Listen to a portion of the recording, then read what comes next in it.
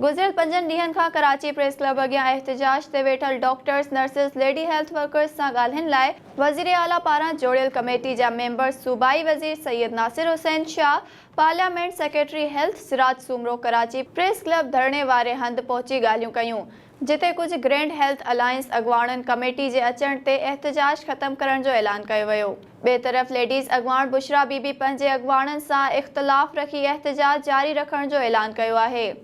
उन मौक़े ते सूबाई वज़ीर सैयद नासिर हुसैन शाह मीडिया सां ॻाल्हाईंदे चयो त सिहत खाते जा समूरा जाइज़ मुतालबा तस्लीम कया आहिनि। असांखे हिननि जो अहसासु आहे, इन्हनि वटि एहतिजाज ख़त्म कराइण लाइ पहुता आहियूं। हाणे हिननि खे बि घुर्जे त इस्पतालुनि अंदरि वञी पंहिंजूं ड्यूटीज़ सरअंजाम ॾियनि। हिननि जो वधीक चवणु हो त हुकूमत वटि एतिरा फंड न आहिनि जो सिहत खाते खे ई ॾिजनि। सिंध में ॿोॾि जी सूरतहाल बाद तबाही थी आहे। हिन वक़्तु हुकूमत मुतासिरनि खे ज़िंदगी मामूल ते आणण लाइ कमु करे रही आहे। सिहत खाते खे बि उन ॻाल्हि जो ख़्यालु रखणु घुरिजे।